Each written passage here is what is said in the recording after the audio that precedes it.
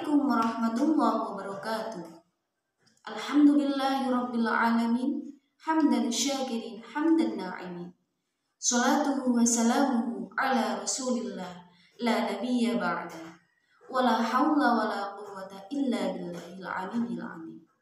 Yang kami hormati para alim ulama, para kiai dan ibu nyai, yang kami hormati para sahabat-sahabat dimanapun Anda berada, rahimakumullah. Gemercik air di telaga, hias mentari di cakrawala. Inilah kesempatan terbaik kita untuk mengucap syukur alhamdulillah, karena pada kesempatan kali ini kita masih dipertemukan di bulan suci Ramadan, bulan penuh rahmat, bulan penuh pengampunan.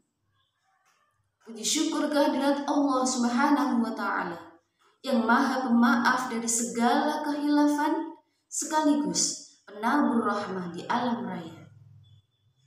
Sholawat serta salam semoga selalu tersanjungkan pada insan mulia, sang panutan Nabi Agung Muhammad Sallallahu Alaihi Wasallam, yang telah membawa kita dari zaman jahiliyah menuju zaman Islamiyah.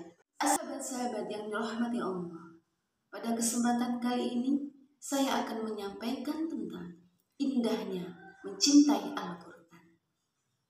Seperti yang kita ketahui, Al-Quran adalah kalam-kalam Allah, sekaligus mukjizat terbesar yang diberikan kepada Nabi Agung Muhammad SAW, yang di situ banyak sekali keistimewaan yang tidak ada dalam kitab-kitab sebelumnya. Lalu, apa keistimewaan tersebut? Sesuai pada sabda Nabi Muhammad SAW yang berbunyi, Bismillahirrahmanirrahim. Iqra'ul Qur'ana fa innahu ya'ti yawmal qiyamati syafi'an li ashabi. Yang artinya, bacalah Al-Quran, karena sesungguhnya akan datang hari kiamat membawa syafaat bagi pembacanya. Hadis riwayat Imam Muslim. Nah, dari hadis di atas, marilah kita lebih cinta dengan Al-Quran dengan cara membacanya.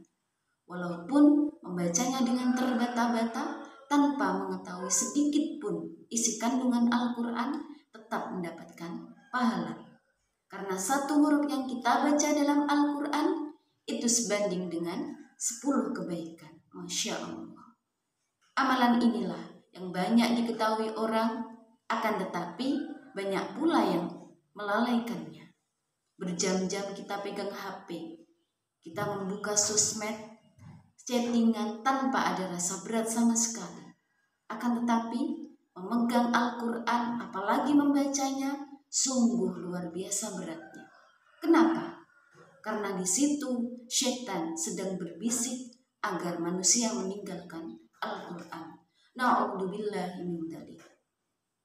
Ada satu cerita dari sahabat Umar bin Khattab. Dulunya Umar bin Khattab adalah orang yang sangat galak. Saking galaknya, banyak orang yang takut dengan beliau. Pada suatu hari, Umar bin Khattab mendengarkan lantunan ayat-ayat suci Al-Quran. Tanpa berpikir panjang, beliau langsung ingin memeluk agama Islam. Dengan keikhlasan hatinya, langsung ingin memeluk agama Islam. Subhanallah.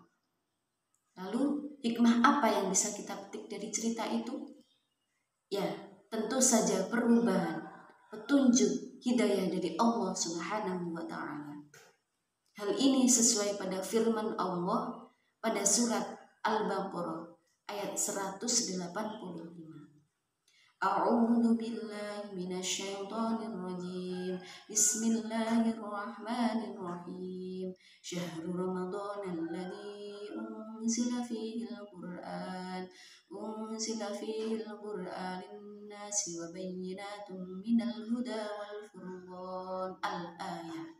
Yang artinya, bulan Ramadan adalah bulan di mana diturunkannya Al-Quran, yang di situ adanya petunjuk-petunjuk kepada manusia, adanya keterangan yang menjelaskan antara yang batil dan yang benar.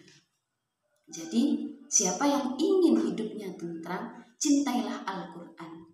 Karena sebaik-baiknya manusia adalah orang yang mau membaca Al-Quran, orang yang mau belajar dan mengamalkan Al-Quran. Para sahabat-sahabat yang dirahmati Allah, dari penjelasan di atas, apakah kita masih akan menunda-nunda untuk membaca Al-Quran?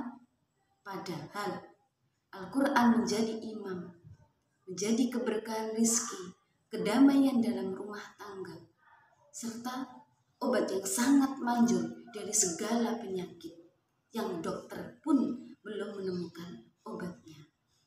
Al-Quran juga membawa perubahan-perubahan bukan hanya pada makhluk hidup, melainkan juga pada benda yang mati. Contohnya rumah.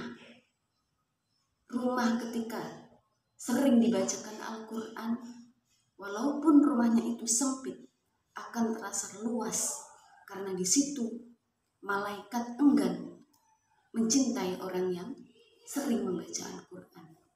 Akan tetapi sebaliknya, ketika rumah itu tidak pernah dibacakan Al-Quran, walaupun rumah tersebut luas, akan terasa sempit karena di situ banyak adanya syaitan-syaitan yang berada pada rumah tersebut. Maka dari itu, marilah kita lebih rajin untuk membaca Al-Quran. Selain membacanya, juga bisa mempelajari dan mengamalkan Al-Quran. Indahnya mencintai Al-Quran.